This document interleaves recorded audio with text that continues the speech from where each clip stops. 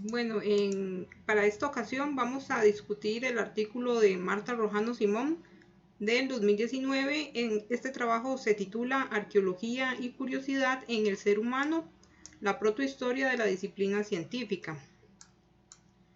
Es importante que pensemos que Rojano Simón nos va a presentar un rápido recorrido histórico por los inicios de la arqueología, o bueno, de lo que ella menciona como protohistoria de la arqueología. Es decir, la arqueología antes de ser considerada una ciencia. Como ustedes pudieron observar en el artículo, este es un artículo de fácil comprensión y sintetiza los principales hitos que dieron base a la arqueología. Muchas de estas ideas las vamos a ir retomando principalmente en la unidad 3, de manera que es importante que mantengan en mente esta lectura. Además, recuerden que todo el material que iremos repasando en las clases es de carácter acumulativo, de manera que, por ejemplo, para entender la unidad 4 vamos a referirnos a la unidad 3, igual pasaría en la unidad 5, en donde vamos a retomar la unidad 4 y así hasta llegar a la unidad 7.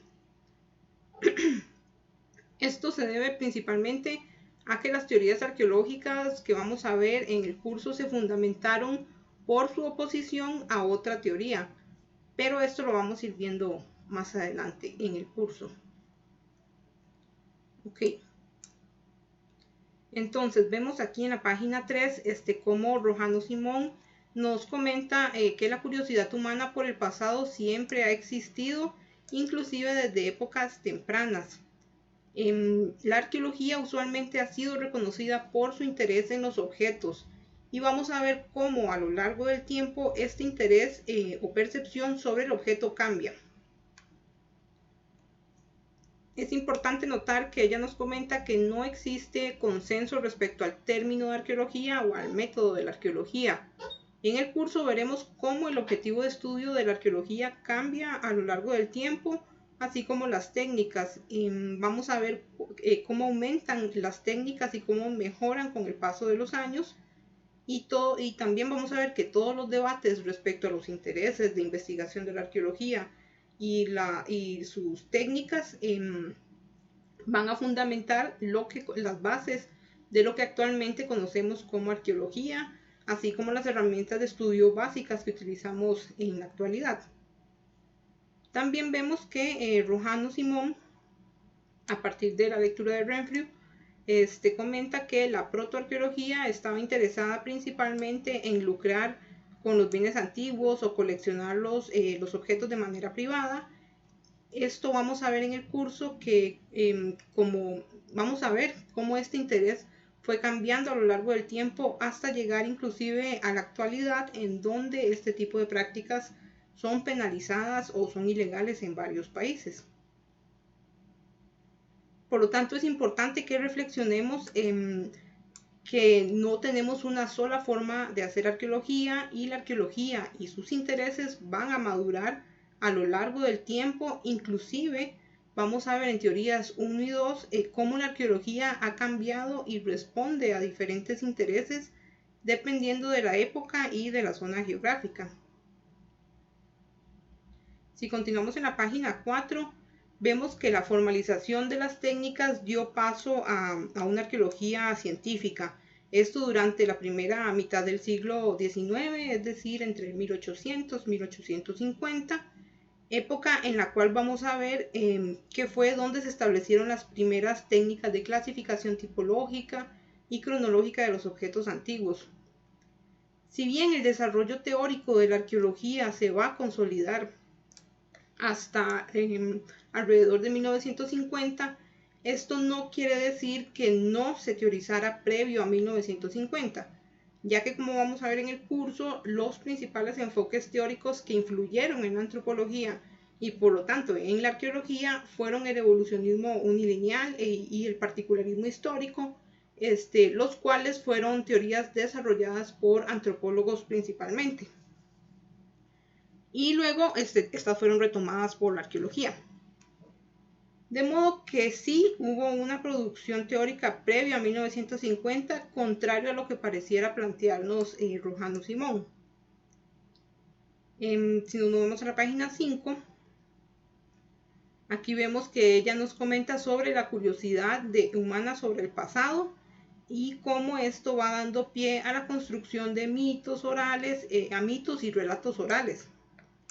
Estos relatos se utilizaron principalmente para explicar o consolidar las relaciones sociopolíticas o relaciones de poder, de manera que los relatos no fueron necesariamente producto del estudio de objetos antiguos.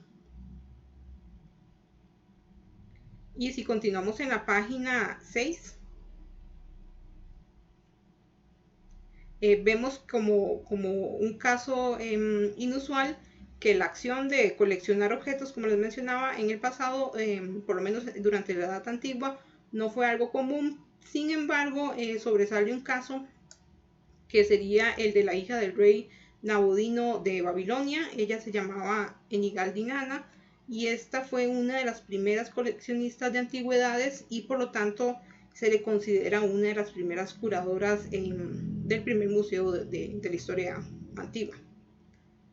También dentro de la percepción sobre los objetos antiguos, durante esta época de la Edad Antigua está la noción de antigüedades como objetos fabricados por eventos sobrenaturales, lo cual le proporciona un aire místico a estos objetos antiguos. También vamos viendo otros ejemplos que retoma la autora. En el caso de Egipto, pues los objetos eran símbolos de poder y prestigio, y principalmente, y estos eran objetos que eran heredados. Mientras que vemos también un caso en China, en donde los gobernantes mantuvieron un interés en visitar y conocer ruinas antiguas.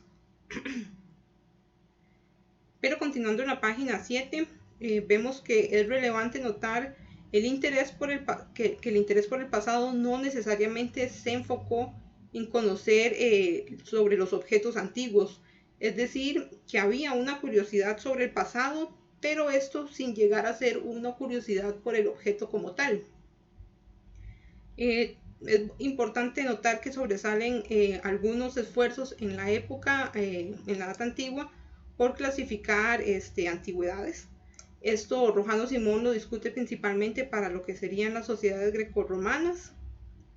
Inclusive más adelante en la unidad 3 vamos a ver cómo algunos de los trabajos desarrollados en la Edad Antigua fueron inspirando a más de un coleccionista del siglo XIX para empezar a desarrollar y formalizar la arqueología científica.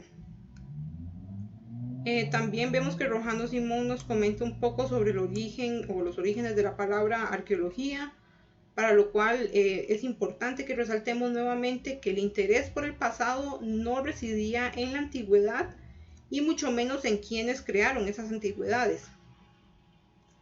Estos intereses, como vamos a ir viendo más adelante en el curso, fueron cambiando a medida que se formalizaba la arqueología como ciencia.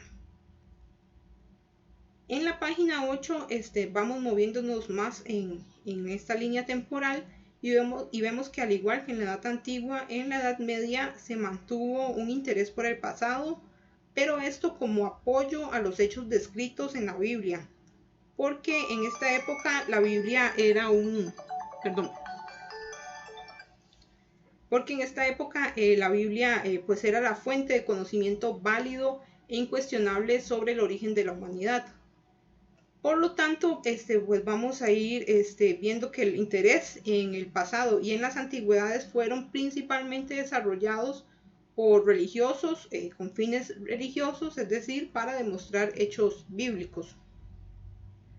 Pero si nos movemos a la página 9, vemos que en general el interés por el pasado fue menor en la Edad Media, esto en comparación con la Edad Antigua, ya que la Iglesia se encargó de determinar qué se conocía del pasado, qué cosas se conocían del pasado.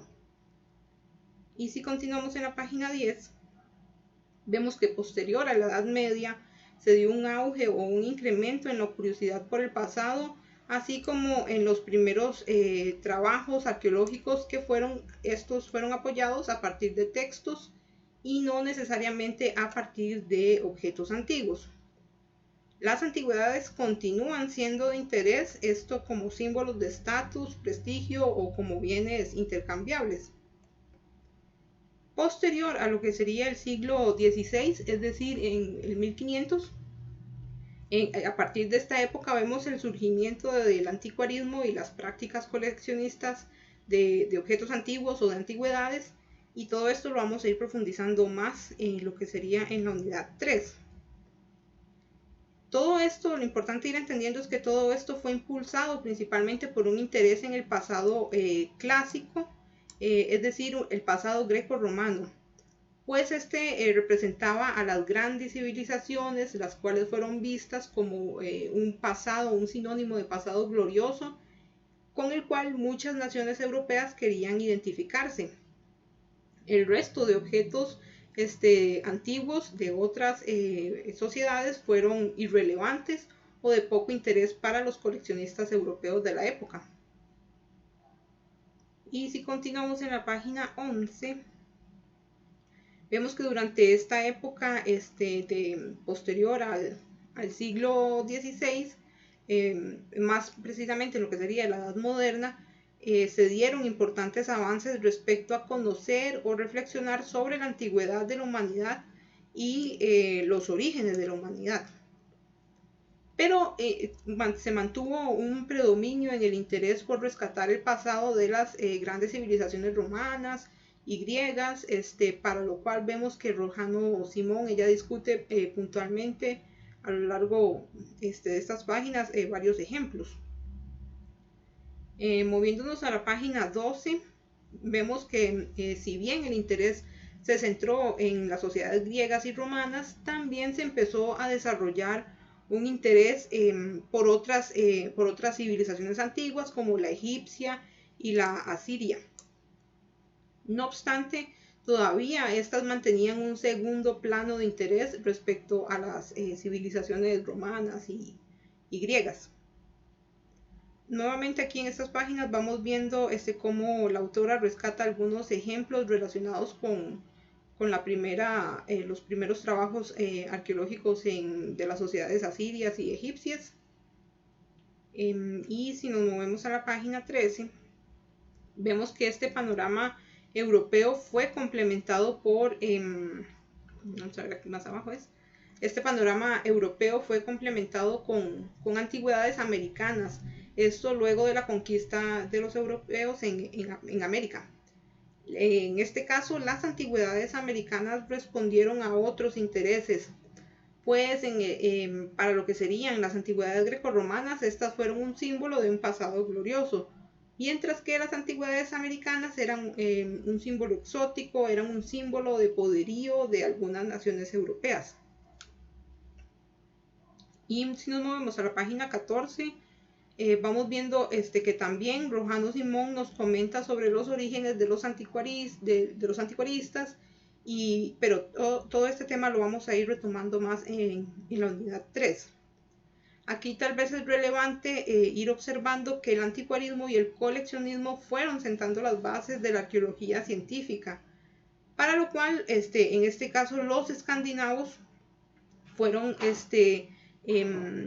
tuvieron la batuta respecto a los avances de la arqueología científica, y una vez más todo esto lo vamos a ir comentando más adelante en la unidad 3. Y si nos movemos a la página 15, vemos como todo este relato que nos comenta la autora fue sentando las bases para un corpus teórico de la arqueología, el cual empezó a tomar forma a partir de los postulados evolucionistas de finales del siglo XIX, y esto fue impulsado a su vez por un interés en conocer el origen y la antigüedad de la humanidad, lo cual fue más allá de los intereses previos en conocer las civilizaciones clásicas, es decir, las sociedades romanas y griegas. Vemos también cómo el avance de la arqueología científica no se dio únicamente en Europa, también se extendió a lo que sería Norteamérica, y aquí vemos cómo Rojano Simón discute puntualmente algunos ejemplos en las páginas 15 y 16.